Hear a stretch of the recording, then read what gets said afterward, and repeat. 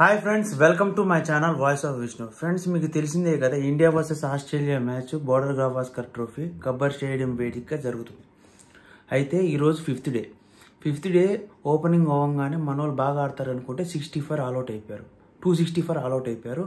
So పర్లేదులే, తర్వాత మనోళ్ళు ఇలా బౌలింగ్ ఎలా చేస్తారని ఆలోచించాను. కానీ ట్విస్ట్ ఏంటంటే, నేను చూసేటప్పటికి తర్వాత నేను బయటికి వెళ్ళి వచ్చి చూసేటప్పటికి 11 for 1 ఉండే.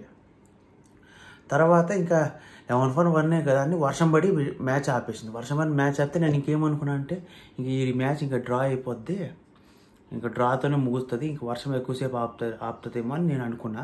కానీ తర్వాత ట్విస్ట్ ఏంటంటే, మళ్ళీ ప్లే రెజ్యూమ్ చేసేటప్పటికి ఆస్ట్రేలియా వికెట్లు పట్ట పడి దాదాపు సగం టాప్ ఆర్డర్ మొత్తం కొలాప్స్ అయిపోయింది. మన వాళ్ళు బాగా బౌలింగ్ చేశారో లేకపోతే పిచ్ అలా ఉందో మనకు అర్థం కాలే. ఫస్ట్ ఆఫ్ ఆల్ ఎందుకంటే మన వాళ్ళు పర్ఫార్మెన్స్ లాస్ట్ 2 మ్యాచ్లు చూసిన తర్వాత ఈ పర్ఫార్మెన్స్ కంబ్యాక్ ఇస్తారని ఎక్స్పెక్ట్ చేయాలి. అయితే ఇంకోటి ఏంటంటే, తర్వాత లాస్ట్లో వచ్చిన టైలెండర్స్ లైక్ ప్యాట్ కమిన్స్ కానీ మిచెల్ స్టార్క్ కానీ ఇద్దరు కలిసి కొంచెం స్కోర్ని పెంచడానికి ప్రయత్నించారు. 10 balls ప్యాట్ కమిన్స్ 22 runs కొట్టి అవుట్ అయిపోయాడు. సో ఇంకా మ్యాచ్ ఇంకా తొందరగా ఆల్అౌట్ చేస్తారులే అనుకున్నాను. కానీ మళ్ళీ వాళ్ళు 89కి డిక్లేర్ చేసేసారు. ప్యాట్ కమిన్స్ డిక్లేర్ చేశారు. అది ఆ డిక్లరేషన్ చేసింది కూడా అర్థం కాలే. అందరు పరిగెత్తి వెళ్ళిపోతుంటే నేను వర్షం పడుతుంది అనుకున్నాను, కానీ డిక్లరేషన్ వచ్చిందని అనుకోలేదు.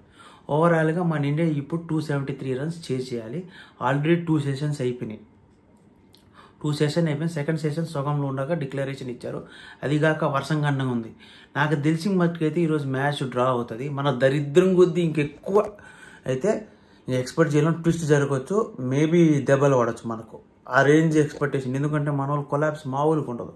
చూసాం కదా, లాస్ట్ 2 మ్యాచ్ల్లో ఎక్స్పెక్టేషన్ మించి కొలాప్స్ అవుతున్నాయి. ఎక్కడైనా ఎక్స్పెక్టేషన్ మించి పర్ఫార్మెన్స్ చూస్తున్నాం, కానీ ఎక్స్పెక్టేషన్స్ మించి కొలాప్స్ అంటే ఫస్ట్ ఏమవుతారు 120, 121 దాకా 1 wicket ఉంటుంది. తర్వాత 170కి ఆల్రెడీ అయిపోతారు. అది 52 కేపులు మొత్తం అన్ని పడిపోతాయి వికెట్లు. అదేదో అర్థం కాదు. లాస్ట్ 3-2 టెస్ట్ మ్యాచ్లు కూడా ఇదే పరిస్థితి.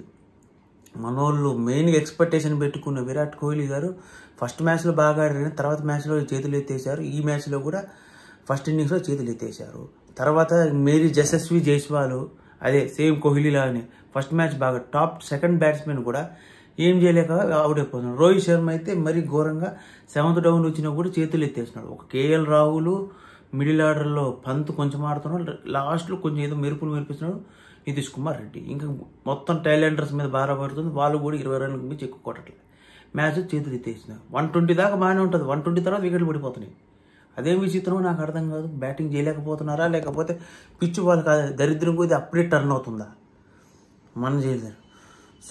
సో ఫ్రెండ్స్, మనం ఎక్స్పెక్ట్ చేసేది ఏంటంటే ఈరోజు డ్రా చేసుకుంటే బెటరు మనోళ్ళు. లేకపోతే చేతులు ఎత్తేసారంటే మనం కూడా ఏం చేయలేము.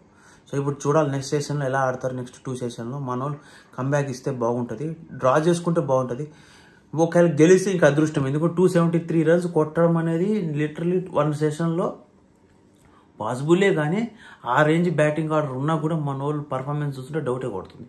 సో మ్యాచ్ దాదాపు 95% to 96% డ్రా కింద ముగుస్తుంది. సో ఫ్రెండ్స్, మీకు కానీ వీడియో నచ్చితే లైక్ చేసి subscribe to my channel voice of Vishnu. ఇలాంటి మోర్ కంటెంట్ ఉన్న వీడియోస్ కావాలంటే లైక్ చేసి సబ్స్క్రైబ్ చేసుకోవడంతో పాటు బెల్ ఐకాన్ వస్తే ఆల్ ఆప్షన్ ఆన్లో పెట్టండి.